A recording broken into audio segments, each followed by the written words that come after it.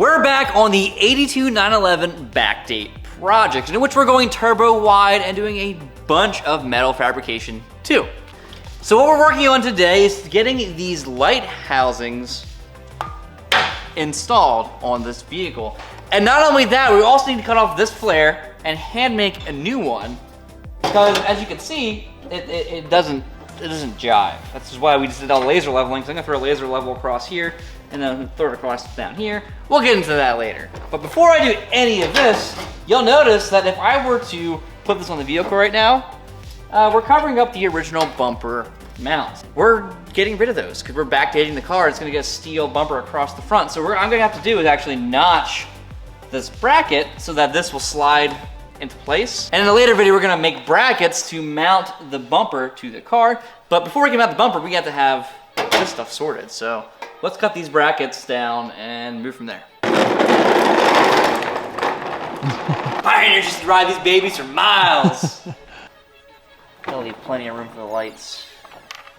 You gonna put the guard on that? No.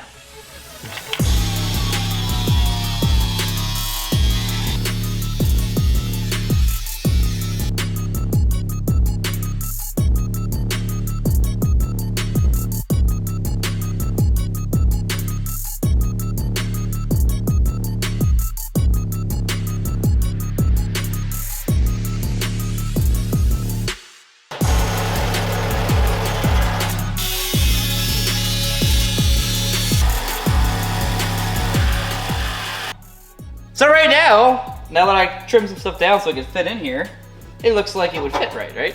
I don't mind, that stuff. Let's see if this lines up at all. Now we get to the fun part of, first off, I'm gonna make sure this hood's the right height, which means I might have to clamp this so it stays in place. About there's the right height right there, yeah. I need to actually put the lenses in and make sure the lenses line up with the hood. And not only that, I also need to make sure that we're laser level across here, that the bottom edges of the lenses are laser level, so like this can cock around all different ways. Which is why I love this oversized, obviously. Because it will look terrible if we're not level across here.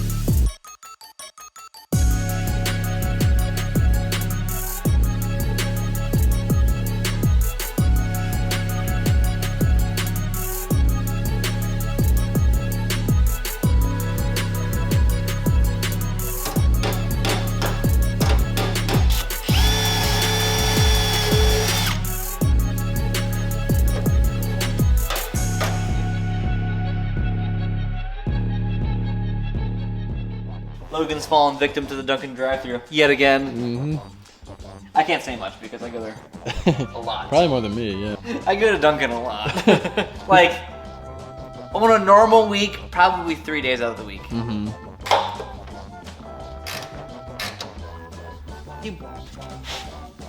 No! That's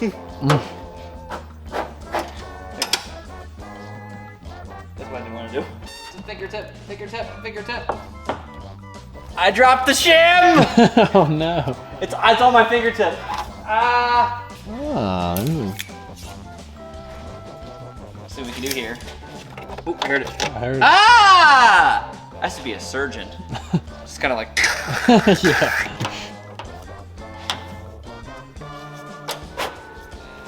Get me! What the heck is even that? Ready?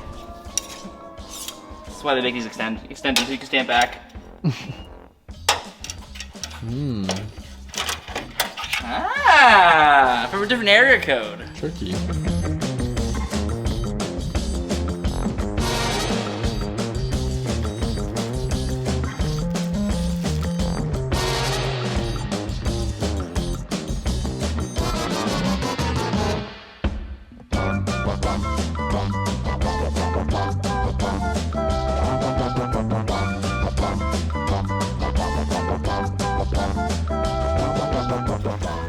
All right, Tony's not seen the lens yet. He loves Euro lenses, so I'll have lots of nice things to say. See that gap? and I'm like, okay, well maybe the metal works off, but wait, hold on. I put these on I don't need them. Well, and like what bothers me the most is so on the metal the line's consistent, right? This radius is completely different. Like I think, oh, maybe the metal needs stretched out. No, because this dies into like here then. Like it keeps going in. That's not even close to right. Fitting this so that it's really good for a factory light, and then putting this on means it's going to look like that, which isn't going out of this shop that way. That's what I'm saying. Like that's not the quality of work that we do. Right. So we need OEM lenses. That I would say I mean, I'm not in the least bit surprised that they fit like that. Yeah. He loves Euro lenses. And I know like this is not a dig at the customer because the customer doesn't know. I mean, not many people are aware about how bad these lenses fit. They're just very poorly made. They look good, like sitting on a shelf, they look great. Yes. Yeah. Mounted to a car, they don't look good. And the little number that they put them beside them with a little dollar sign, that number. Oh yeah, that's great too. That's always very attractive. They're significantly cheaper. And again, I don't blame the customer because OEM lenses that are new are so expensive. And in this case, they are significantly cheaper. I prefer most times to say less expensive or in this case, they're significantly cheaper. Yeah. It's pronounced, they spell it Euro like Euro, so it's pronounced Euro, but it's not. Right, you know, Euro with an E. If you're talking like EURO, I'm all about it. But we're never gonna get sponsorship from Euro, but I'm okay with that at this point. We burn that bridge. I'm okay with that. Like, we can burn it and bury it and whatever else. I know how to swim. But otherwise, I had the housing link laser level. Like if I throw a laser across here, it's perfect. So I'm gonna keep moving forward. Okay. I'll get the other side leveled out, and maybe the other lens will fit better, but.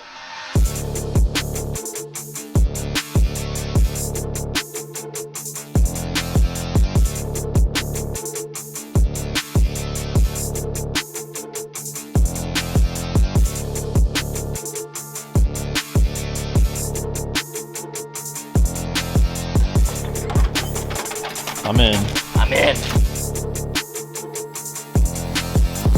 Out, sweet. Here, I got a light too. There's a bin of lights and lenses, TM.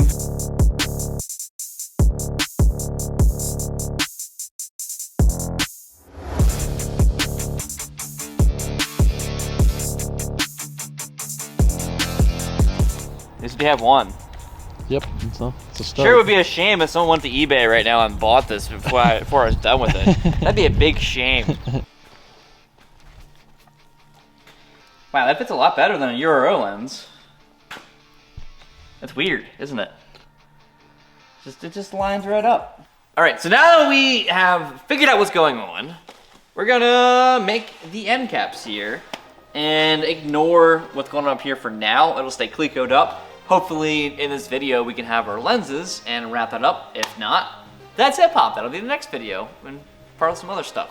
So we're gonna fabricate this corner flare extension so that it can be level.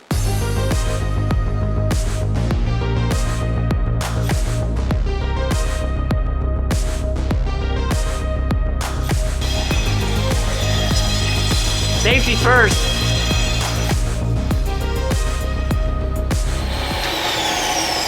Can I help you? I'm just wondering what you're doing. These are my safety glasses now. They're more safe than yours are. You can kind of see, it's hard to tell here, but the laser is riding exactly in this edge. You can kind of see it. So originally, I've been back and forth in this. I was gonna do a poster board pattern, then I was gonna do a tape pattern. Go back to poster board because I really just need to get the general shape and then I'll stretch it from there. I can just lay it across here and trace it and whatnot, and then we'll be good to go.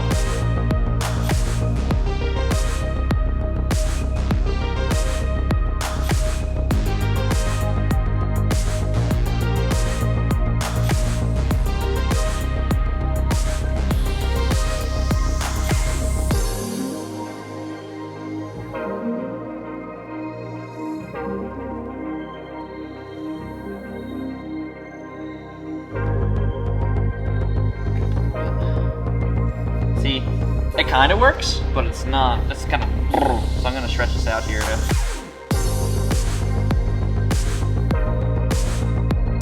Don't worry, I'm here. Yep. I can weld that for you. Don't worry, I got my... Just give a little tack. You think that these are good enough for welding? Pretty sure, yeah, they're high enough shade for that. I'll just like...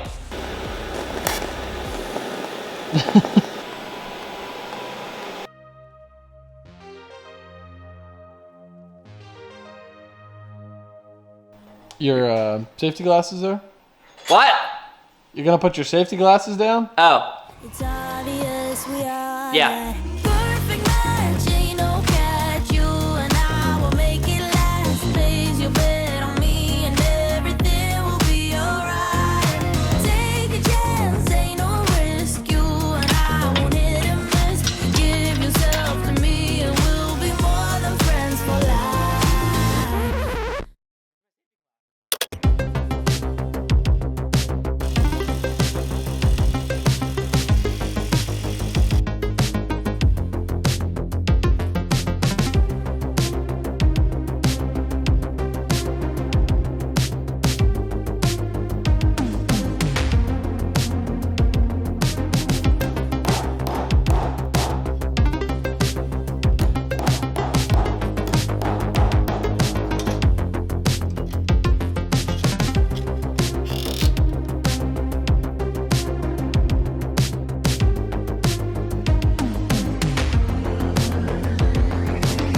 I think that's a good start.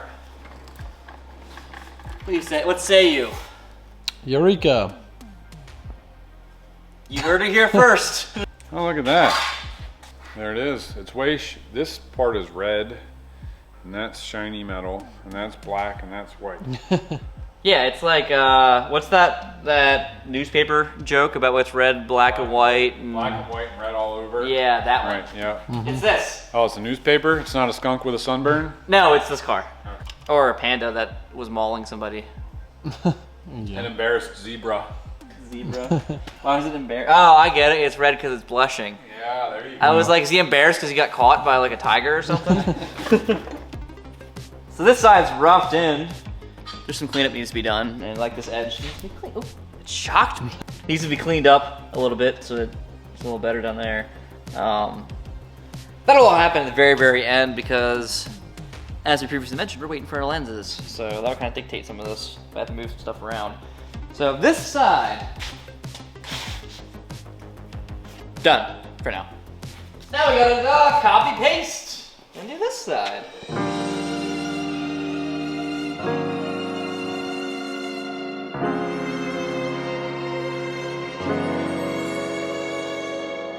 Taking a quick break, and by break I mean break from the other project, to paint some calipers for a customer. These are just a quick color change to match the car they're going on to. So I'm gonna spray them red, and then we're going to stencil some silver lettering onto them. Get our epoxy ready here for our sealer.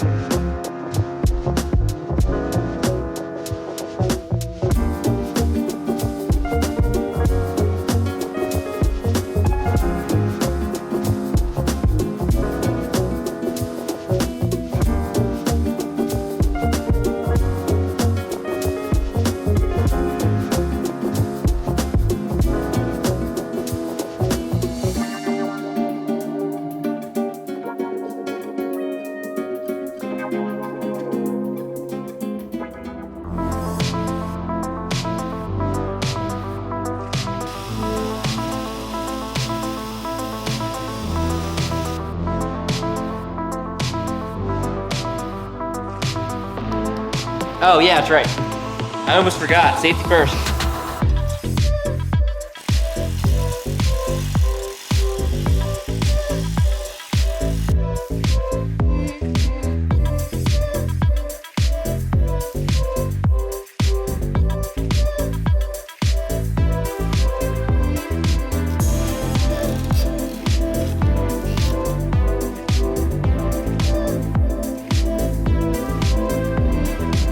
Look at that. We got stuff. and things. We have both sides mocked up. It's a big deal. Roughed in, gonna leave it alone for now. The turn signal lenses should be here tomorrow. I don't know when tomorrow, but they're gonna be here tomorrow. So by the end of this video, we'll have some lenses in there to make it look all nice and pretty. I guess it's time to work on the center air duct. What do you think, Logan? Should we do that instead? We're gonna save that for a different video, but bonus content! Woo! So we have this center duct that's going to go in the front nose panel that we installed here. Now this is just Clecoed up because there's some fabrication that needs to be done to put this prefab part in. I did not make this part. It was supplied by the customer who bought it online. This will go behind the bumper in the front, which will then, you know, will have a hole and whatnot for the oil cooler. Yeah, so there's some challenges involved with installing this to the nose. The top edge here collides with the latch panel here. So we're gonna have to do some modifications to get the bracing behind the latch panel to fit around this duct. It's gonna be down in here, so why I didn't fully install this, because I can pop it back out and do the work on a bench. Modern problems require modern solutions, am I right? I don't think that's a modern problem. What, well...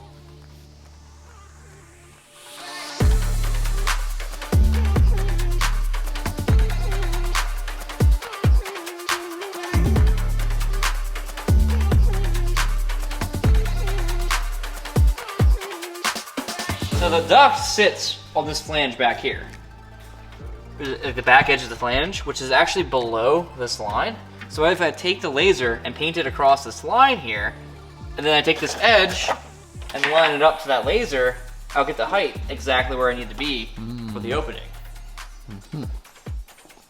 695, let's have 695. Quick, Logan, quick. 347 and a half. Hey, you're right. It is actually dead center here. Good, I like that. Nice. Let her drop to the edge of the laser. Boop. Boop, boop, boop, boop, boop, boop. There we go. That's where it's going to end up. I mean, the bracket's going to need trimmed a little bit, but I'm talking like that much. Yeah. It's way less than I thought it was going to be originally.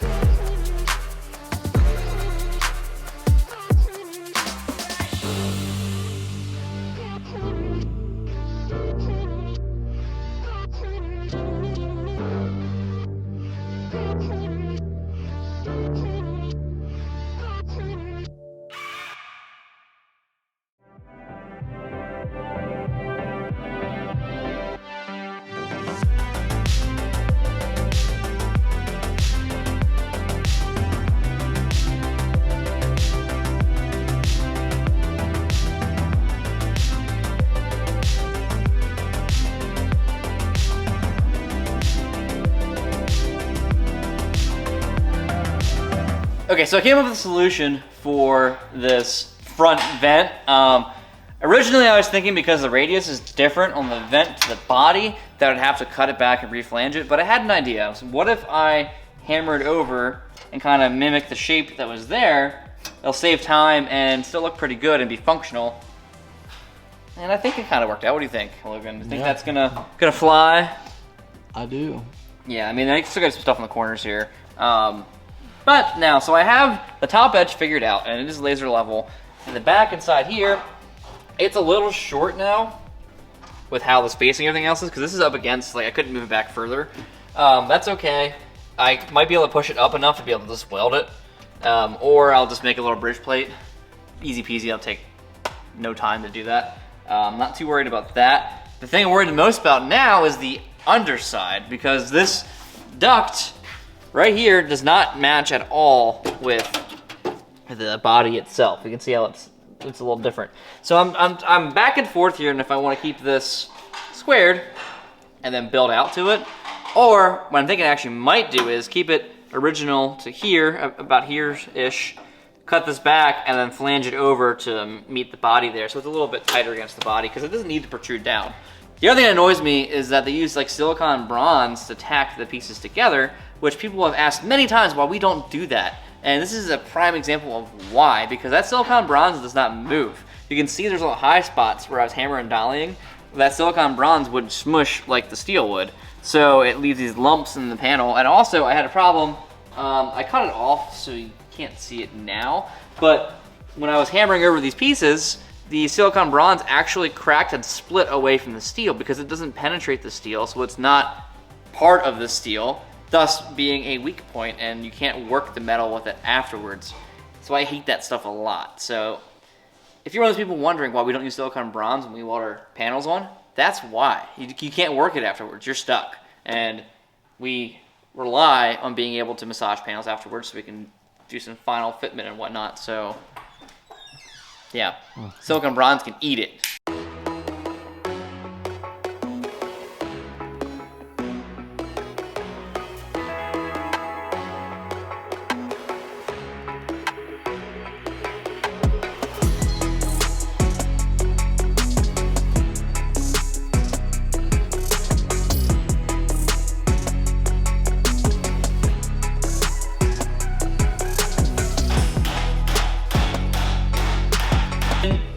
This side's different than that side because the crosscut's different. But, so that's why it looks weird side to side. And again, it's just roughed in. I'll pull it down and like crisp up these edges because I can't get to this right now because the battery tray is in the way. But I think that about wraps up the roughing in of the center vent there. Not that you'll be able to see it anyway because it'll be behind an oil cooler behind a bumper, but it's there. The quality is there. And it is there. And it will be deflecting the air. Air. Fair. It'll be doing a fair job. Fair. Dropping mad words over here.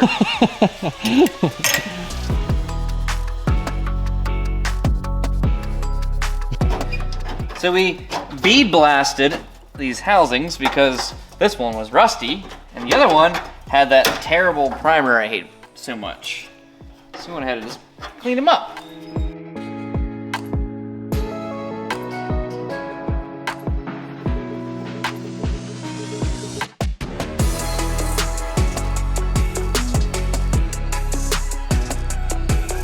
Wow, that fits a million times better. It actually follows the flow of it.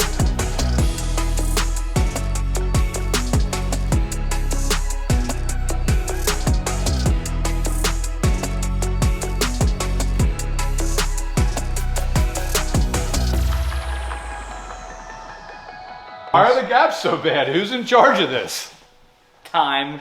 Time is in charge of Time's this. in charge? Okay. All right. Yeah, well, that was a good answer. I have a lot of issue with time, so. Yeah. Whenever you see so that guy. Makes sense. Yeah, when we see that guy. So we have the housings, they're located. Right. We have the new lenses on the non-OEM light housings. Yeah. So we housings with housings. Right, yeah. You know, we got for a whole exhibit up in here, we got housings for housings. So I heard you like housings kind of thing. It's a housing project. Our wordplay over here is just beautiful today, isn't it, Logan? It is. Like, Caught me. I'm right at the peak of the coffee, so it's perfect. The horn grills, like the tabs that are welded to the buckets, are terrible. This one, as you can see, look how stepped back it is. Yeah. I'm not shocked. They're too far apart, and the one's back too far, and both sides are identical. Like it's stepped back. Right. Now I don't have gaskets in the horn grills, which they would push them out, but they push it out uniformly, not the edges. It's mostly going to push it down. It's not. That's true. It's going to sit between here and there. The other thing that kind of annoys me is like I have everything spaced, but like look at this. Like I can fit my hand between here. Yeah. And now I know from factory they weren't great. Like well, the horn grills never really were that great. This edge to this, it does seem like it needs to shift over some, but that's going to. Yeah. Wow. The good news is the lenses fit the light housings much better. Yes. But so we made a big improvement. Let's call these buckets and these housings. I like that. That'll get rid of the. For the rest of the video, these are buckets and these are housings. Right. And there's lenses on top of the housings. Right. So the new lenses, OEM, which are the only, well, I guess the horn grills are probably OEM too. The horn grills and the lenses are OEM. The buckets and housings are not OEM. Actually, the lenses aren't OEM either, but they're from a better company. Oh, I've been corrected. They were, I mean, they were probably within $10 or $15 of the Hero lenses. Really? Yes. Really? And like a third of the price of, or a quarter of the price of Porsche lenses. Of OEM. Okay, Yeah. that's good to know. So if you're at home and you're, wanting to do your own backdate project, or you have a 911 with the earlier front end, keep that in mind. The Stoddard might be your best option. So lenses fit to housings much better now, so we're Correct. good there. Yep. But there's a lot of work to be done otherwise. Correct. What I can identify right now, the tabs, these two inner tabs that the horn grills mount to, need to be cut and pulled forward and rewelded, so these will float where they're supposed to be. However, the horn grill needs to come in and the lens needs to come in. Which I can't, all around. I mean, it's sticking out, everywhere. Right. I've never seen a single panel that is prefab that you could just pop right in without some kind of trimming or hammer and dolly work or whatever. I mean, restoration design stuff is the closest you'll get probably, Yes. I would say. Yep. There's some things that like floor panels, like obviously you're just gonna slap in, but. So thanks for watching, guys. We will pick up where we left off on this project in an upcoming video. Stay tuned because we have more content coming your way. 928 content, stuff on this project, and maybe some other projects soon, so. That reminds me of something I have to go do.